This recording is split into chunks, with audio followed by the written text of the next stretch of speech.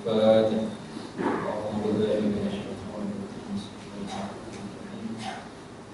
الحمد لله رب العالمين. إياك نعبد وإياك نستعين. صراط الذين أنعمت عليهم غير المغضوب عليهم ولا الضالين.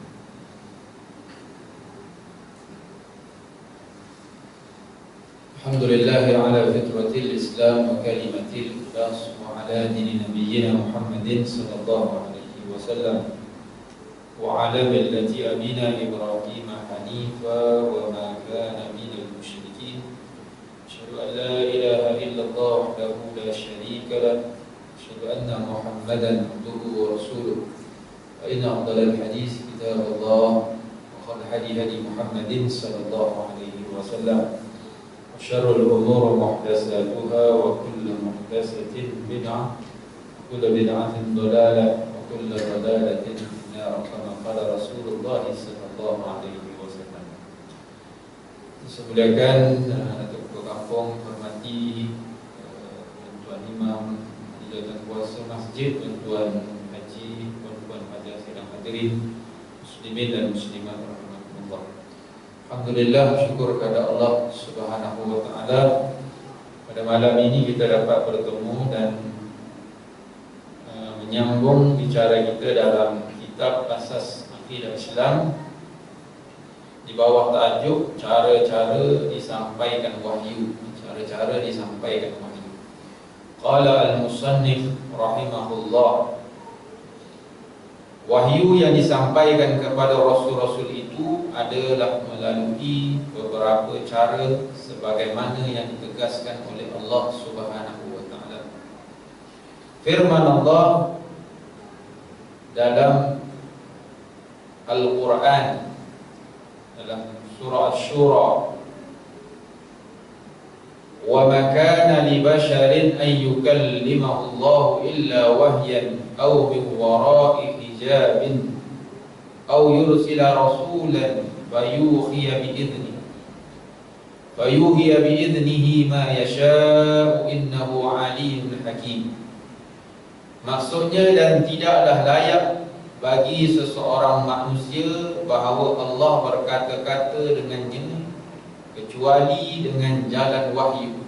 Maknanya kita sebagai manusia tak boleh berkata-kata dengan Allah kecuali dengan jalan wahyu, dengan diberi ilham atau mimpi, atau di sebalik dinding, yakni dengan mendengar suara sahaja, atau dengan mengutuskan utusan, yakni malaikat, lalu utusan itu menyampaikan wahyu kepadanya dengan izin Allah apa yang dikehendakinya.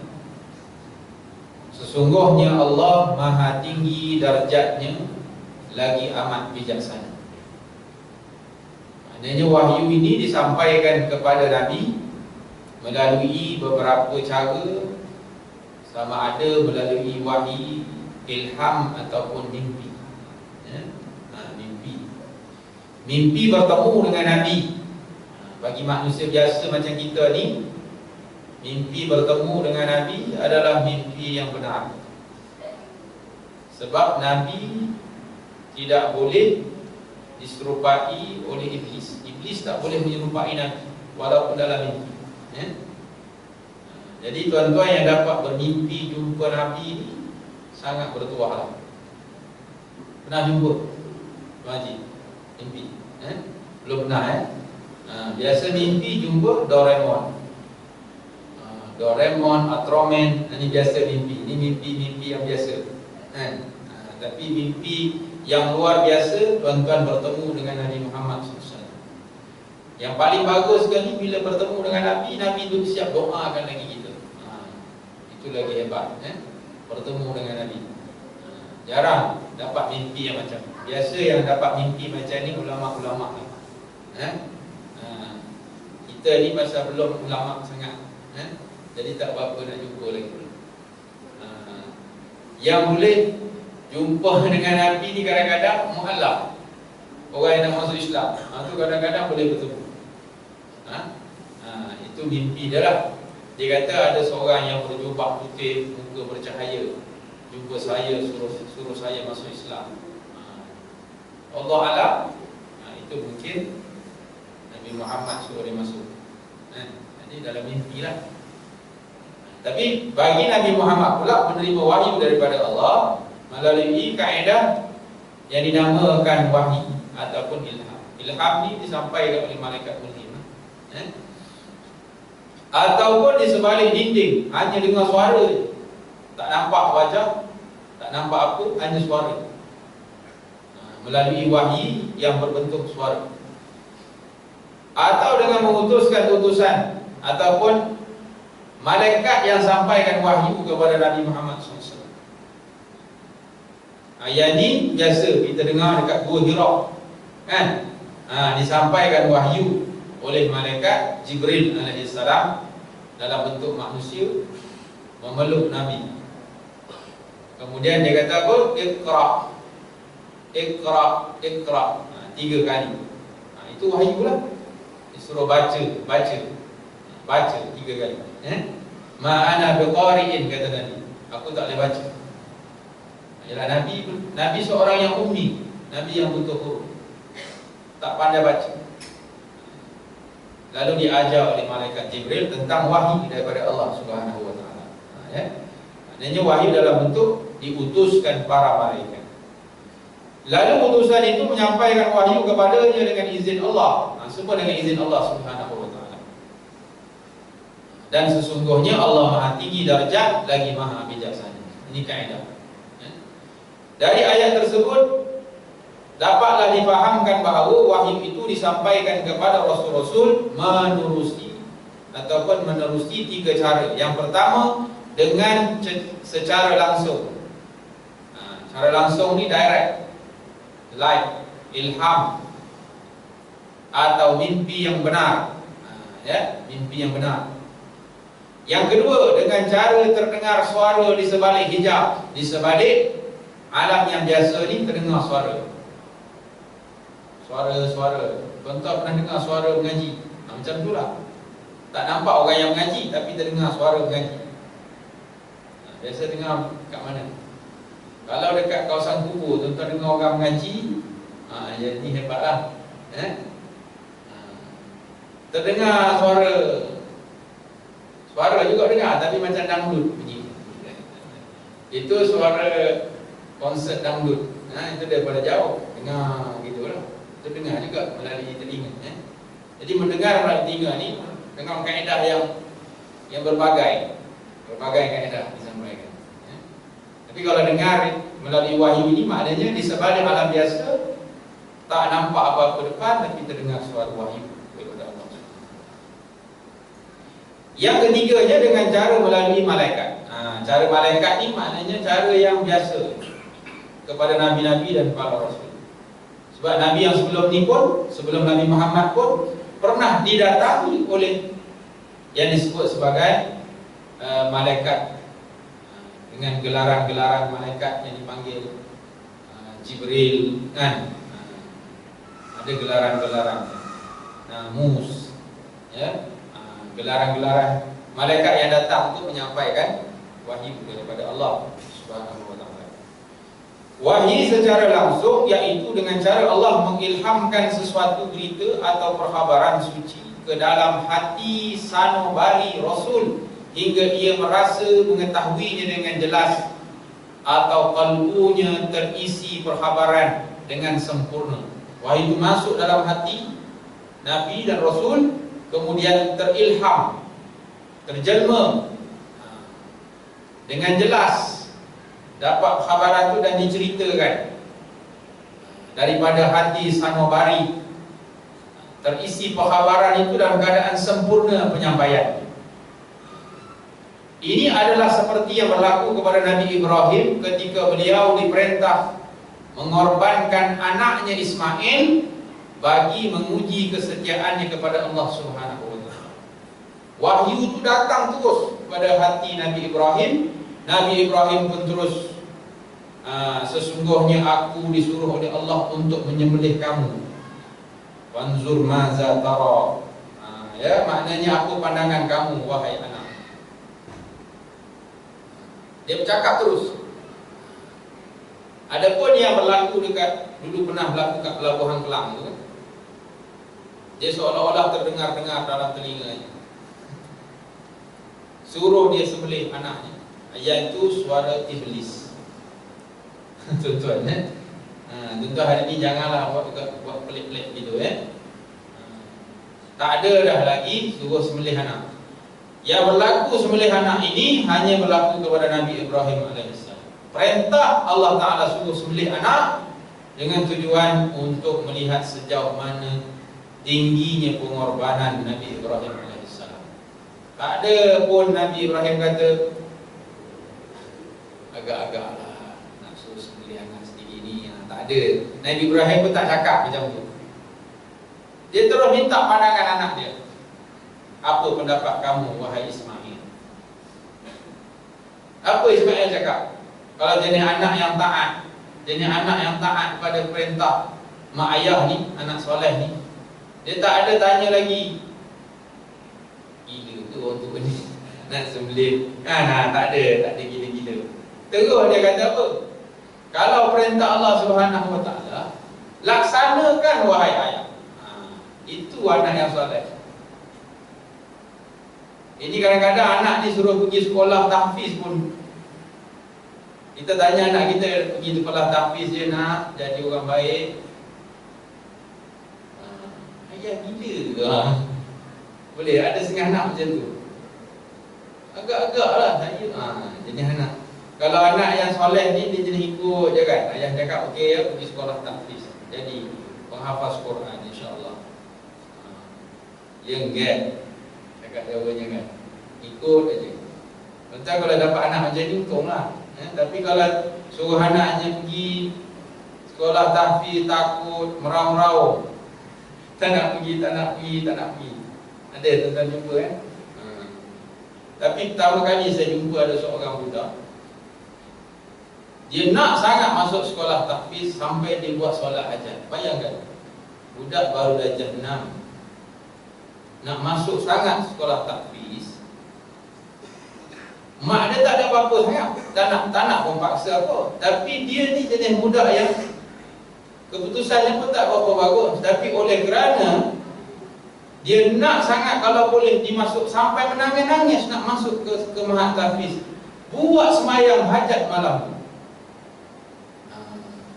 Hebat budak ni. Saya belum pernah jumpa lagi lah. Kebanyakan budak nak masuk tahfiz tuan-tuan, dia gitu-gitu boleh ke ni? Boleh ke tak? Tak, budak ni menangis sampai dikatakan menangis. Dapat je sekolah tahfiz tu tawarkan dia, budak ni buat sujud syukur. Tuan-tuan dapat jenis macam ni. Ini anak soleh. Fanzur madza tara. Kalau sekiranya diperintah Allah wahai ayah, laksanakan. Sembelih. Bila tinggi pengorbanan, Allah Ta'ala ganti bizibhin azim, dengan sembelihan yang besar. Ganti sembelihan tu bukan besar saja, baik sembelihan tu. Kibas yang menggantikan Nabi Ismail itu adalah kibas yang paling baik diberi oleh Allah SWT. Sebab itu dalam ibadah korban, tuan-tuan, kita nak korban ni yang paling baik kita bagi. Kalau RM500 lah kata masjid tetapkan bayar sebahagian, tuan-tuan bagi lebih, 550. Barulah korban betul. Ini 500 bagi 499 boleh. Kau tim lagi. Kan nak korban ni kena korban lah. Betul tuan-tuan? Ke macam mana? Ke tuan-tuan rasa korban ni ustaz yang kita mampu je lah. Memanglah, tapi tuan-tuan nak pergi pengorbanan, nak berkorban, kena bagi yang terbaik. Sebab itu Qabil dan Qabil tu, mereka berebut-rebut nak menghantar pengorbanan tu kepada Allah. Sampai ke satu tahap dia bagi korban yang paling baik. Bila dia bagi korban yang paling baik, pilih kipas yang paling besar sekali. Itu. Yang seorang lagi bagi gandum yang dah busuk. Lepas itu kita pun kalau nak bagi pada orang, jiran ke apa, nak bersedekah tuan-tuan, bagi yang paling baik pada jiran kita. Kita nak wakafkan tanah, bagi yang paling baik, wakafkan tanah. Ini tanah yang dibagi yang banjir, kat hujung kampung yang banjir, yang nak masuk pun susah, itulah yang diwakafkan di orang kita. Tuan-tuan perasan tak? Kenapa tanah-tanah wakaf di Selangor ni seolah-olah macam bila audit kata, seolah-olah macam apa? Macam tanah tu tak dimanfaatkan. Kenapa tanah-tanah ni tak dimanfaatkan? Bukan tak dimanfaatkan, tanah dalam hutan. Bila kita suruh masuk, dia sendiri tak nak masuk. Cuba dah masuk, cuba tengok tanah wakaf orang itu di mana diwakafkan. Wakafkan dekat hujung gunung. Tuan-tuan, bila tanya, wak, mana tanah wakaf ni, wak? Hujung gunung tu. Macam mana wak nak masuk? Wak pun tak tahu. Nak akses tanah tu pun tak tahu macam mana. Tuan-tuan, tu tanah wakaf orang kita. Belum pernah lagi lah orang wakaf dekat tengah-tengah bandar Kuala Lumpur. Berani tak orang jenis kalau betul-betul nak bagi pada Allah Ta'ala ni, bagi tanah 3 segi KLCC tu, wakaf. Agak-agak macam mana? Tapi ada seorang yang bernama jutawan, dia jutawan Digiboy nama dia. Digiboy apa nama dia. Jutawan ini dia wakafkan tanah dekat Kuala Lumpur tu dan dibangunkan bangunan kerjasama tabung haji dengan Bank Islam oleh Majlis Islam Wilayah. Jadi jutawan daripada Pakistan ke India, macam tu lah. Dia meninggal dekat rumah flat. Hebat tak hebatnya dia wakafkan tanah Kuala Lumpur. Memang kawasan emas. Harga tanah wakaf tu sekarang bilion. Itu baru hebat wakaf jenis macam ni. Kita wakaf tanah yang adik-beradik dah bergaduh, lepas tu yang tu diwakafkan. Ustaz, tolong datang, kami nak wakafkan tanah. Tanah mana? Ini yang kami tengah bergaduh. Kami tengah bergaduh adik-beradik, nak wakafkan tanah yang duduk bergaduh. Ini orang Melayu kita. Berilah wakaf yang paling baik. Nak bagi pada Allah ni kan, lan tanalul birra hatta tunfiqu mimma tuhibbun wa ma tunfiqu min syai'in fa innallaha bihi alim. Kamu sekali-kali tidak akan mencapai kebajikan yang sempurna sehingga kamu menafkahkan sebahagian daripada harta yang kamu sayang. Allah Ta'ala sebut sebahagian daripada harta yang kamu sayang. Yang kita sayang tu yang diwakafkan. Belum ada lagi ya tuan-tuan ya. Tapi Selangor ni sebenarnya ada orang wakafkan tanah dekat Kelang. Tu ada, tu kawasan prime lah tu, Kelang. Okey lah. Tapi Shah Alam belum ada. Sebab tanah Shah Alam mahal ya. Belum ada lagi orang wakafkan tanah. Ustaz, saya wakafkan tanah betul-betul sebelah bangunan Concord Hotel Shah Alam. Concord Hotel dia kan, Shah Alam kan. Sebelah tu ada 1 ekar. Agak-agak macam mana tuan-tuan kalau dapat. Mahal tanah Shah Alam. Tapi ada orang kata Seri Ceding pun sekarang dah mahal tanah. Seri Ceding tuan-tuan, tanahnya dah mahal tau. Pelkra pun orang nak jual sampai 1 ekar dekat 100,000 lebih. Dahsyat orang kita Maknanya tanah Seri Ceding mahal. Dan itu Seri Ceding jarang nak jual tanah. Agaknya lah. Sebab tanah Seri Ceding mahal. Saya difahamkan besok di kawasan belakang sana tu akan ada satu highway. Allah alam lah Betul ke tidak. Tapi dia kata highway. Jadi orang sejeling tengah tunggu, jangan jual, tunggu highway lambat. Betul saya? Lepas tu masing-masing jadi jutawan. Cukuplah rasa jadi jutawan, kan?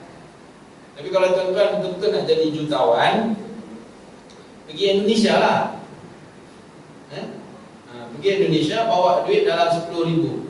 InsyaAllah, fadal, turun kapal terbang Garuda Indonesia tu, terus jutawan. Sebab kita nak jadi jutawan.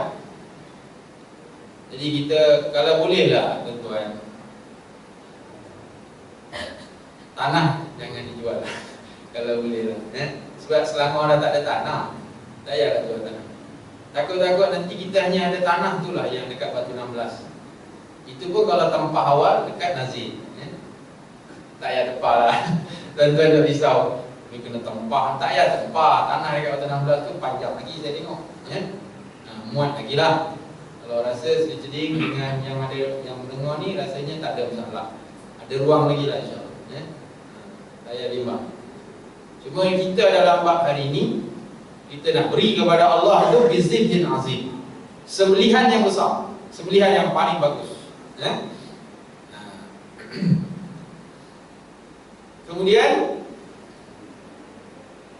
firman Allah dalam surah As-Saffat, falamma balagha ma'ahu as-sa'ya qala ya bunayya inni ara fil manami anni azbahuka fanzur madza tara qala ya abati if'al ma tu'mar satajiduni insyaallah minas sabirin.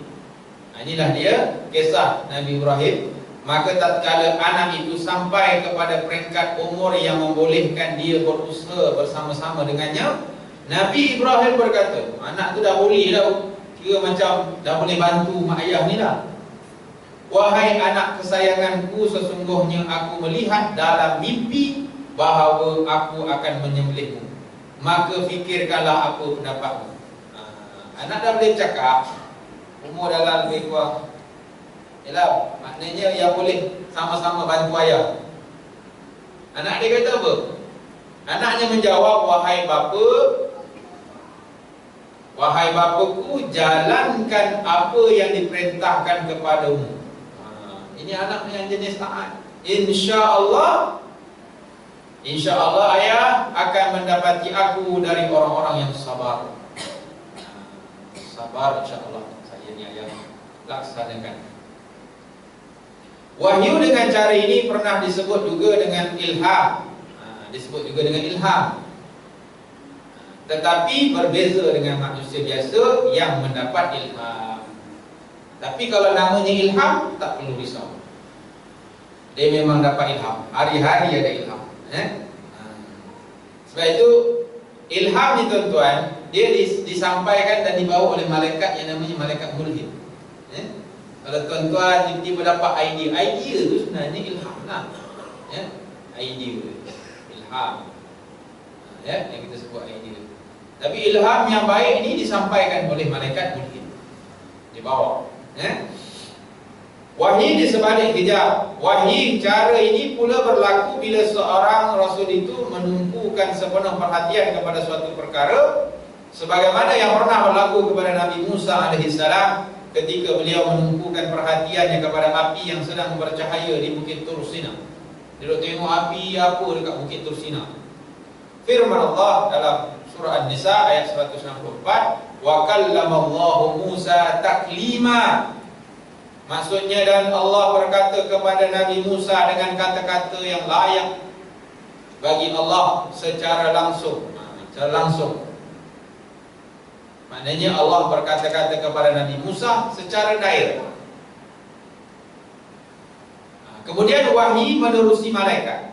Wahyu ini berlaku dengan dua cara. Yang pertama, diperhubungkan jiwa Rasul itu dengan malaikat sehingga kedua-duanya berhubung dengan cara yang tertentu dan masing-masing dapat memahaminya. Ada hubungan. Firman Allah dalam surah Asy-Syu'ara, nazala bihi ruhul amin ala qalbika litakuna minal munzirin bilisanin arabiyyin mubin.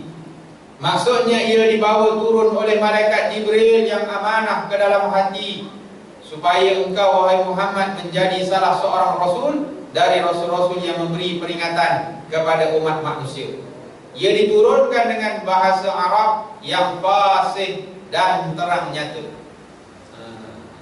Oleh kerana Nabi berbahasa Arab, maka diturunkan dalam bahasa Arab. Yang kedua, malaikat yang membawa wahyu itu menjelma dirinya seperti manusia. Malaikat datang menjelma seperti manusia, bercakap dengan Rasul, bercakap direct. Wahyu jenis ini kadang-kadang dapat disaksikan juga oleh sahabat yang berada di sampingnya. Kadang-kadang sahabat yang duduk sebelah Nabi nampak malaikat ni menjelma sebagai manusia, tapi masa dia menjelma tu tak nampak. Dia datang jumpa Nabi itu dalam bentuk manusia. Sehinggalah dia balik, barulah Nabi kata, kamu tahu tak siapa yang datang tadi? Nabi tanya sahabat. Biasa sahabat jawab apa? Allah wa rasuluhu a'lam. Allah dan Rasulnya lebih tahu.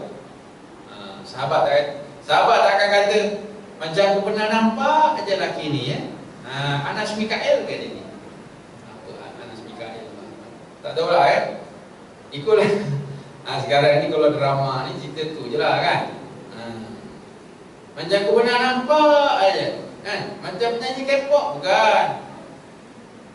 Maknanya sahabat tak akan tanya, tak akan jawab macam itu. Dia kata Allah wa rasuluhu a'lam. Allah lebih mengetahui dan Rasulnya lebih mengetahui. Nabi kata itulah dia Jibril, menjelma seperti manusia, menyampaikan wahyu kepada barulah sahabat-sahabat kata, Masya Allah, kami ingat siapa tadi kan. Barulah Nabi cerita wahyu apa yang disampaikan. Mereka mengetahui hal itu dari Nabi setelah malaikat yang menyampaikan itu hilang dari pandangan. Dah hilang, barulah Nabi cerita. Agak-agak hari ini malaikat datang tak? Jumpa tuan-tuan. Tak ada tuan-tuan. Jangan ada pula tiba-tiba malam tadi malaikat datang. Dia suruh semua orang kampung datang ke masjid. Agak-agak ada jenis. Kalau ada tuan-tuan, baguslah tu. Tapi kalau yang bercanggah dengan syariat, ini adalah sesat. Malam tadi malaikat beritahu supaya jangan datang masjid. Yang ini mengarut. Jangan percaya tu tuan-tuan. Ini semua benda-benda yang dalam bentuk penyampaian malaikat yang menyampaikan wahyu kepada Nabi. Wahyu cara inilah yang banyak sekali berlaku kepada Nabi dan Rasul. Dan boleh dikatakan seluruh Al-Quran itu diturunkan kepada Nabi Muhammad dengan cara menerusi perantaraan malaikat Jibril. Boleh katakan keseluruhannya melalui malaikat Jibril AS. Kemungkinan Rasul menerima wahyu. Perkara-perkara yang menurunkan wahyu kepada Nabi dan Rasul itu bukanlah suatu perkara yang mustahil, kerana Rasul-Rasul itu terdiri daripada orang-orang yang sangat tinggi pribadinya dan jiwanya.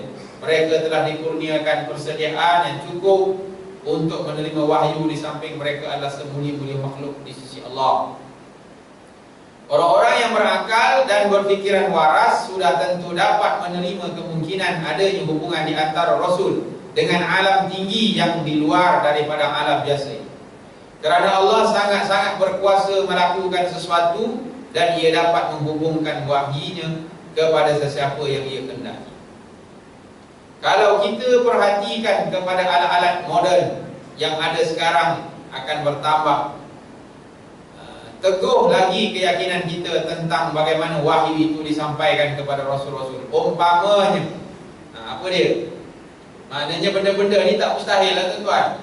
Hari ni dah ada WhatsApp, betul? Ada telefon. Dulu telefon daripada tali, daripada mula-mula ni pusing kan. Ni dulu mula-mula pakai tali, betul?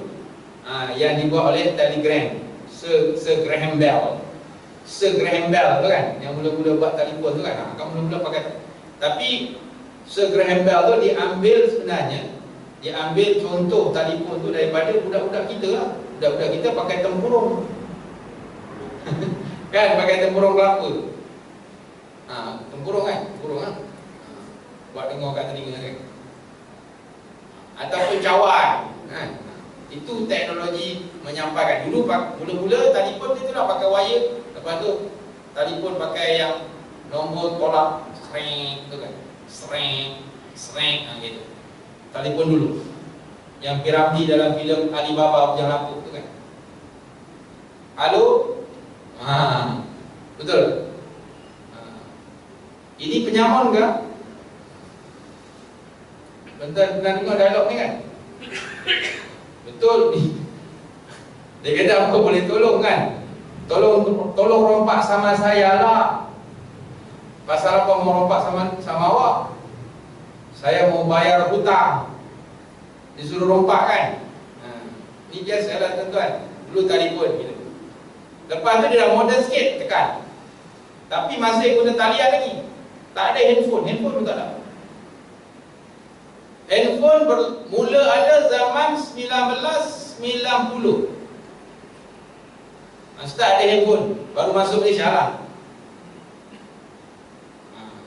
Itu yang menggunakan handphone Primero yang besar tu kan. Yang ada wireless, ni tarik wireless kan. Pakai bag dia punya tu. Lepas tu kecil sikit. Primero kecil. Dia kecil. Lepas tu muncullah Nokia. Betul? 3630, 3610 Nokia. Betul? Handphone Nokia ada skrin aja. Tapi tak ada gambar. Yang ada gambar kartun beruang. Itu je. Itu paling canggih lah Nokia. Siapa yang ada handphone Nokia memang canggih. Betul. Kena langgar handphone tu pecah berderai. Cantumkan balik. I'm coming back. Handphone tu boleh hidup lagi. Nokia memang tahan. Tak percaya tuan-tuan sebab itu hari ni orang dah mula pergi balik Nokia. Lepas tu barulah ada skrin gambar. Masuklah pun Android apa ke benda hari ni. Dan teknologi hari ni WhatsApp yang paling laju dan terpantas. Sebab itu tak mustahil wahyu ni boleh berlaku di balik dinding tu kan. WhatsApp adalah yang paling cepat sampai viral. Memang hebat. Cepat sampai berita. Kalau berita buruk lagi cepat.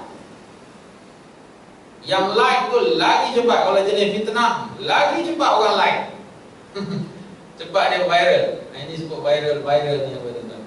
Viral ni fitnah lah, tapi dalam bahasa telefon disebut viral. Sebab itu apa benda viral ni pun tuan-tuan jangan terima bulat-bulat, ya. Jadi bila kata teknologi hari ini telefon, kemudian wireless, besi berani, radio, televisyen. Hari ini ada TV boleh beli. Canggih. Betul tak? Orang dah tak beli dekat kedai-kedai dah sekarang. Semua internet. Tekan barang sampai. Betul.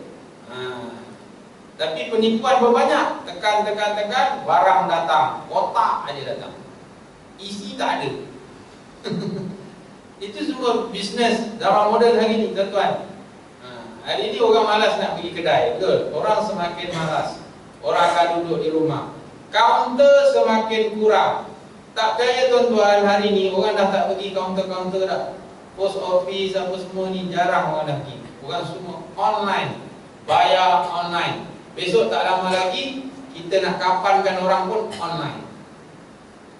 Ya? Online dia kain kapan, order sampai. Lepas tu kita online kan mayat. Terus sampai ke kubur. Boleh tak kata-kata? Kalau ada lah teknologi moden macam tu orang akan buat. Tak lama lagi tu lah tuan-tuan. Hari ni dah ada orang buat bisnes liang lahat. Apa lahat menggunakan cepat pasang. Lahat yang paling cepat dipasang. Hari ni dah ada. Cuma kampung kita belum beli.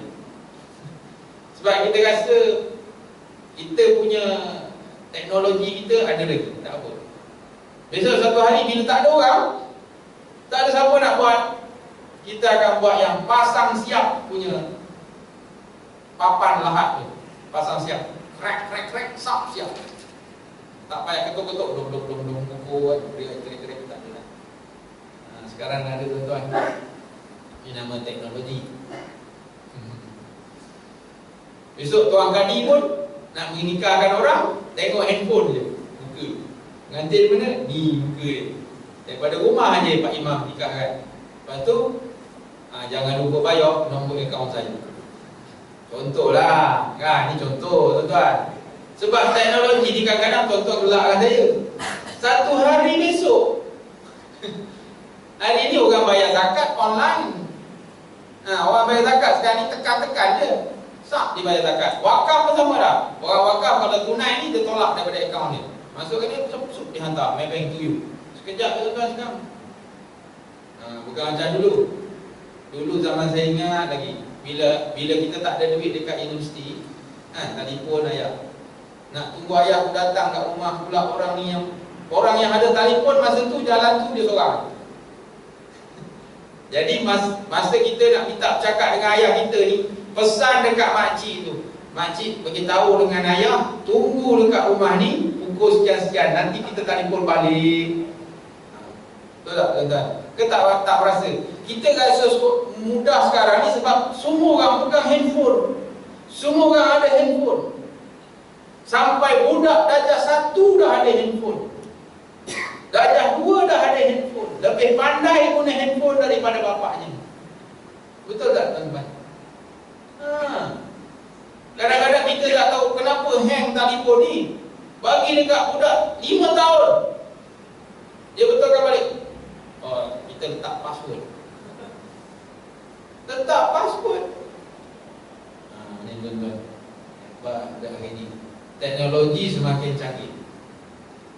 Ya, sebab itu teknologi ni kena betul-betul. Tapi kalau orang yang jenis veteran-veteran yang memang tak nak pakai handphone, dia tak akan pakai lah. Dia memang malah nak pakai handphone. Hari ni berita kawan-kawan nak sampaikan meeting hari ni, kadang-kadang tak pakai surat hari ni. Mesyuarat dah tak perlu surat, pakai WhatsApp aja. Scan, semua orang dapat. Ya. Kecuali yang tak ada WhatsApp. Yang tak ada WhatsApp, maka dia lambat terima berita. Kenapa tak beritahu mesyuarat malam ni? Semua orang pakai WhatsApp lah. Saya tak pakai WhatsApp. Dia kata kan. Dia seolah-olah macam satu benda yang ketinggalan. Orang tak pakai WhatsApp lagi. Tapi tuan-tuan, benda ni pun dulu kita semua tak tahu. Saya pun tak tahu. Tapi terpaksa belajar. Terpaksa belajar dengan sebab teknologi. Hari ini teknologi yang hebat ni menghasilkan keuntungan yang sangat dahsyat bagi orang yang mencipta teknologi. Siapa antaranya yang paling kaya sekarang ni? Mark Zuckerberg nama dia. Facebook. Tokek Facebook ni. Tahu tuan-tuan, bila dia dapat anak. Dia dapat anak ni, apa yang dia buat? Walaupun dia bukan Islam, dia mendermakan hampir 195 bilion dolar Amerika. 195 bilion dolar Amerika, US dollar. Kalau macam kita ni kira menyedekahkan duit, dapat anak seorang, sedekah 195 bilion. Masya Allah. Itu orang bukan Islam. Dia bagi dekat foundation. Agak-agak kekayaannya berapa? Kalau dia boleh bagi 195 bilion, agak-agak berapa kekayaan? Allah. Dia dah, orang kata duit tu dah macam, tengok duit pun kadang-kadang jatuhlah kata 10 dolar lah depan dia, tak ambil dia, tengok kan. Tapi agak-agak kita depan kita jatuh RM10, agak-agak macam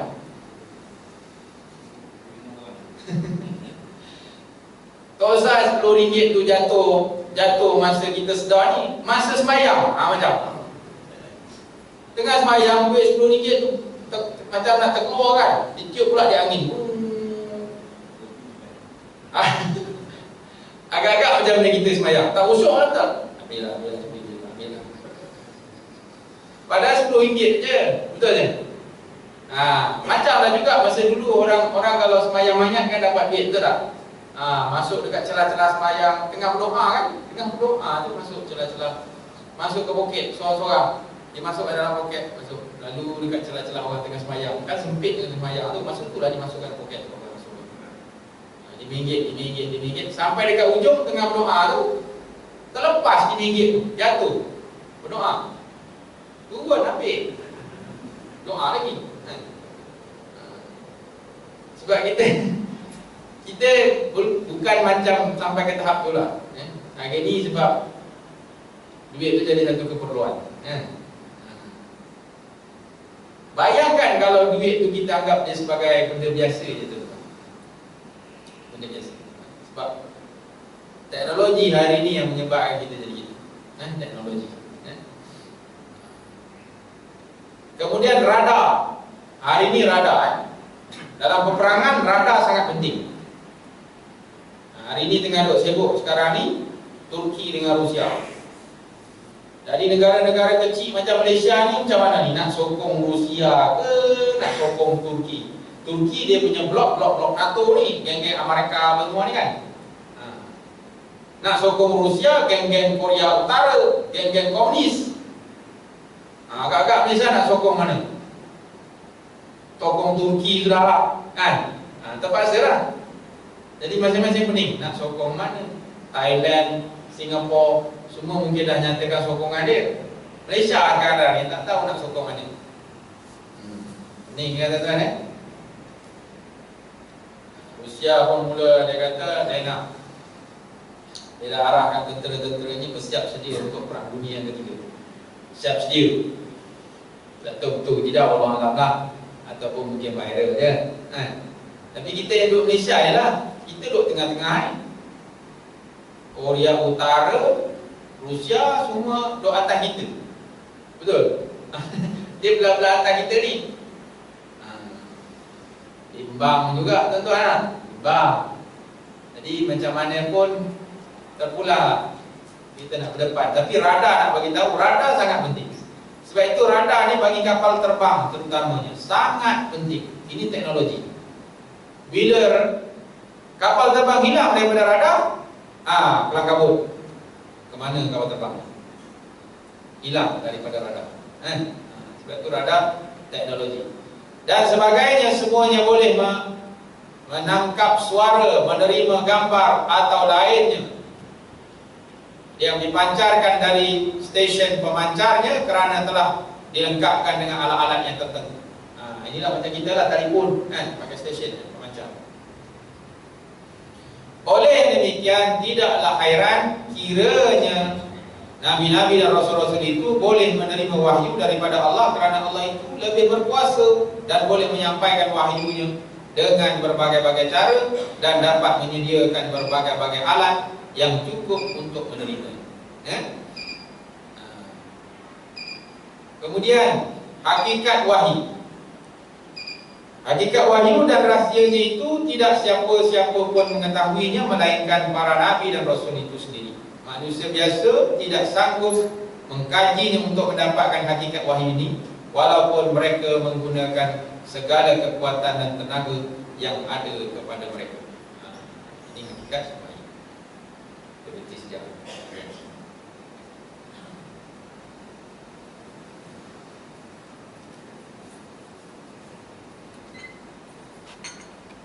Perkembangan syariat, Allah menjadikan sesuatu dalam alam ini mengikut perubahan dan perkembangan tertentu supaya segalanya berjalan dengan baik.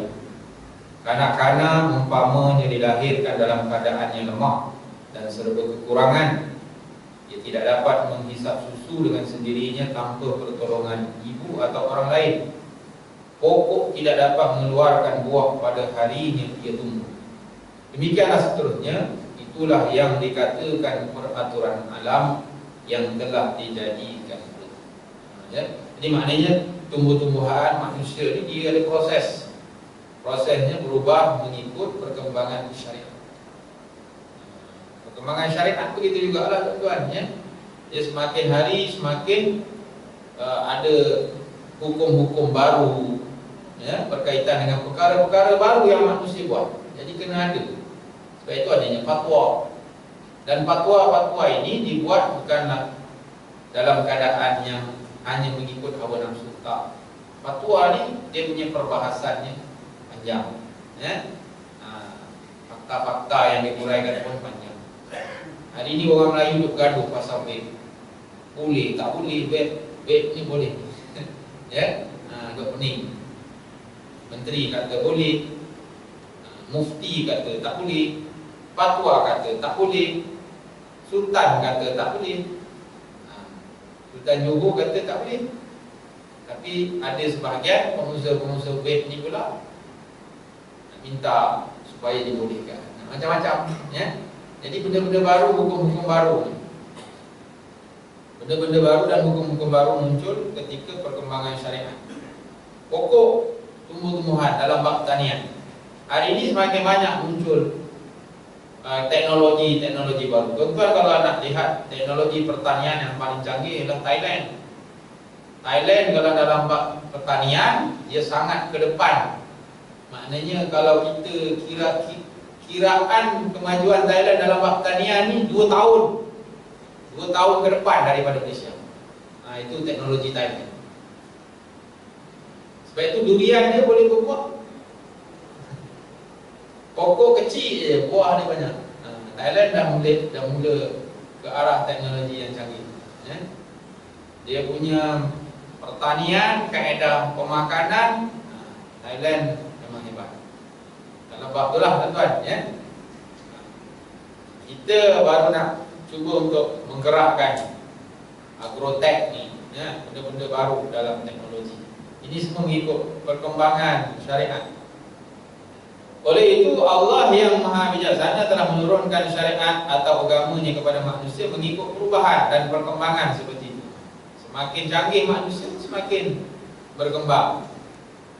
Pada mulanya syariat Allah diturunkan secara mudah dan ringkas sahaja, supaya sesuai dengan pertumbuhan akal manusia yang menerimanya. Selepas itu diluaskan sedikit demi sedikit hingga akhirnya Allah menurunkan satu syariat yang lengkap, kemas dan sempurna, serta dapat menjamin keselamatan dan kebahagiaan hidup manusia seluruhnya. Jadi hari ini teknologi makin canggih kan, kenderaan makin canggih kenderaan. Jadi makin canggih teknologi, start kenderaan pun dah mula canggih. Dulu pakai kunci, sekarang dah pakai tekan, pakai button sekarang. Lepas tu yang terbaru pakai suara. Nak start engine pakai suara. Kenderaan yang paling canggih, Bentley itu dia ada satu teknologi dia, rakam suara pemilik kereta, boleh hidupkan enjin kereta. Tapi dalam bahasa Inggeris lah, start the engine. Hidup enjin tu, hidup. Tapi kalau kita nak cuba ubah dalam bahasa Melayu, hidupkan enjin, canggih sikit lah kan. Tapi kalau nak canggih lagi cuba dalam bahasa Jawa. Dalam bahasa Jawa jangan nak enjinnya di start. Gitulah lebih kurang agaknya. Allah alam lah kan. Jadi ikut kesesuaian lah. Kalau kata nak canggih lagi lah kan.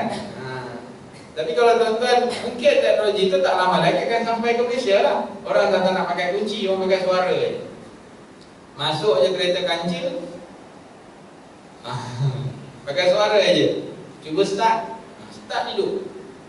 Dah tak pakai kunci lah. Sebab teknologi tu, kata teknologi dia semakin hari semakin canggih. Jadi tuan-tuan dan perempuan yang dirahmati Allah, perkembangan syariat Allah sebenarnya mengikut zaman. Dan Al-Quran pun mengikut zaman. Bahkan Al-Quran mendahului zaman. Jangan pula ada yang kata ayat Quran sekarang ni tak sesuai. Tak. Memang sangat sesuai Al-Quran pada hari ini, di saat manusia yang sedang berkembang dengan teknologi. Sebab itu kena melihat balik Al-Quran. Walaupun Al-Quran hari ini orang dah tak bawa Quran, orang bawa tab, Android, baca Quran, telefon.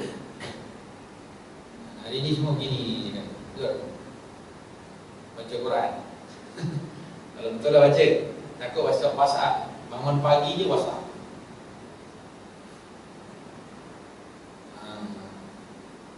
Quran dah jarang dah. Orang tengok WhatsApp sekarang. Handphone yang kalau matilah bateri, agak-agak macam mana? Macam kehilangan anak. Betul tak? Handphone mati je baterinya. Dia seolah macam kita dah jadikan handphone tu sebagai nyawa kita. Kat mana-mana bawa handphone. Tak bawa handphone kira alamak, matilah gua. Tak bawa handphone. Orang dulu-dulu tak bawa handphone, relax. Tapi oleh kerana teknologi hari ini, jadi perkembangan syariat dan Al-Quran, dia menelusuri zaman.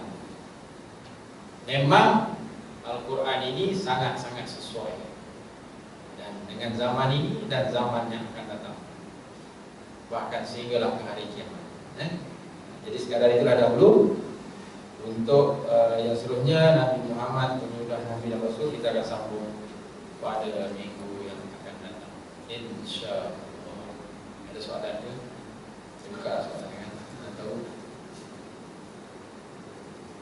soalan?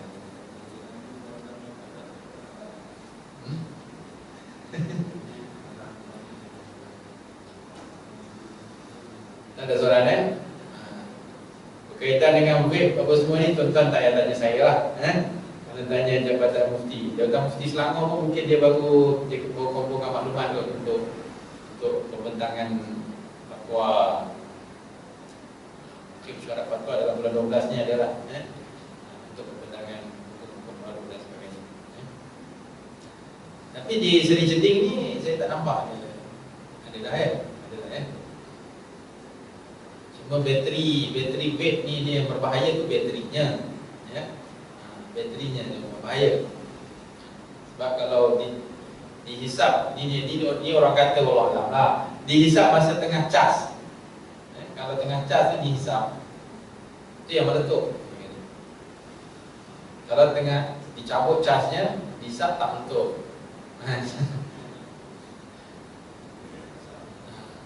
Dia sebenarnya shisha juga. Dia sebenarnya salah satu shisha. Shisha ni rokok orang Arab. Rokok orang Arab ni dia pakai pipe.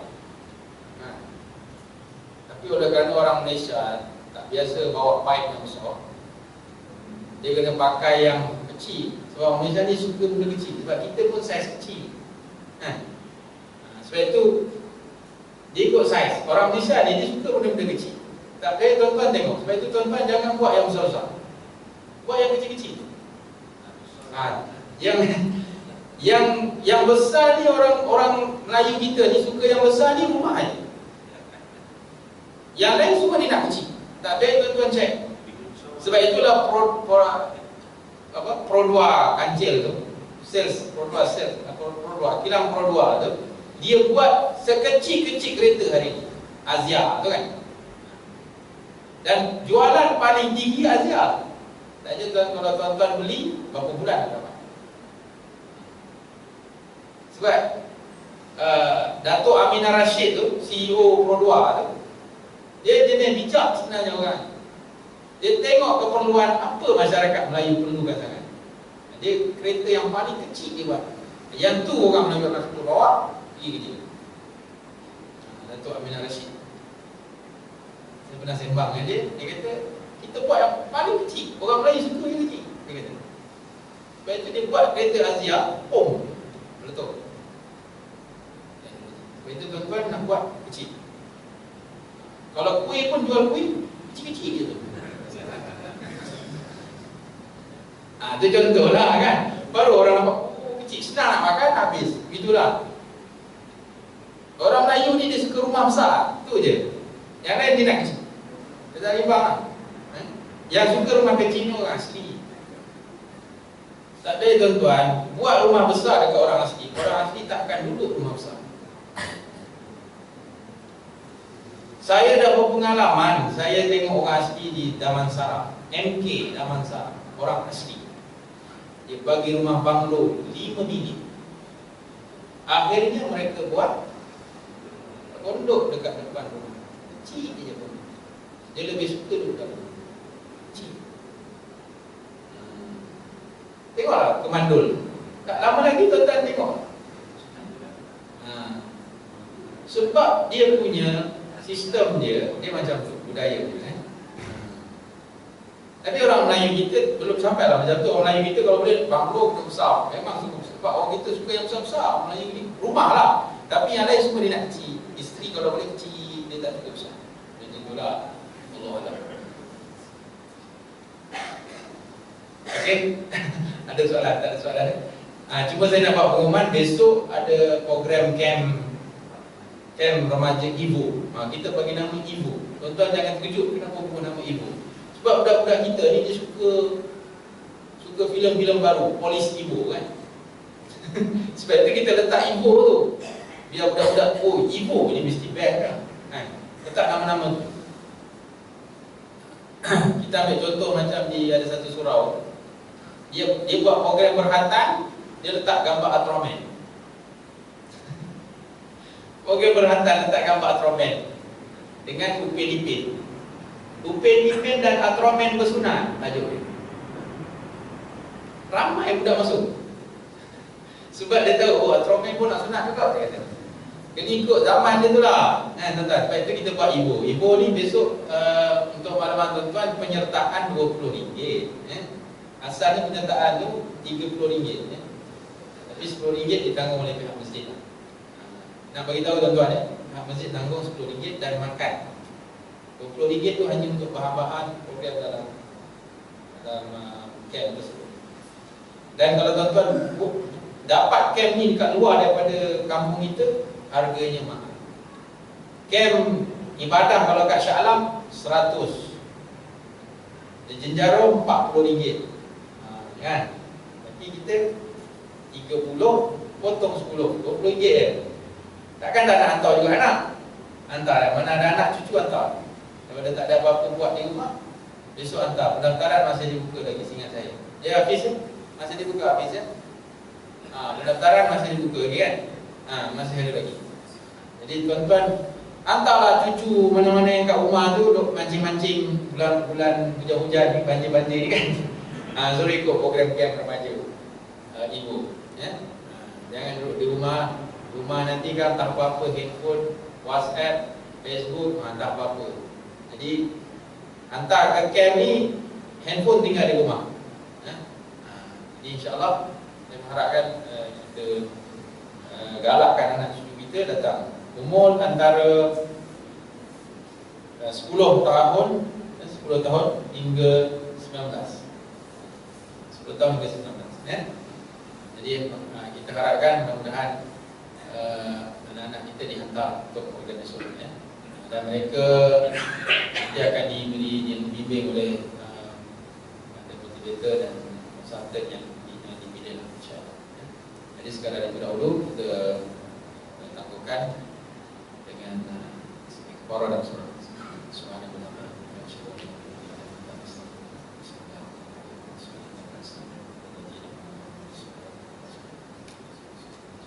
A'udzubillahi minasyaitonir rajim. Bismillahirrahmanirrahim. Alhamdulillahirabbil alamin. Wassalatu wassalamu ala asyrafil anbiya'i wal mursalin wa ala alihi wa sahbihi ajma'in. Allahumma ij'alna hadzal jam'a marhuma wa taqabbal min ba'dihi taqabbal ma'suma. Rabbana zalamna anfusana wa la taghfir lana wa tarhamna lanakunanna minal khasirin. Rabbana atina fid dunya hasanatan wa fil akhirati hasanatan wa qina adzabannar. Wassallallahu ala sayyidina Muhammadin wa ala alihi wa sahbihi wa baraka wa sallam. Alhamdulillah.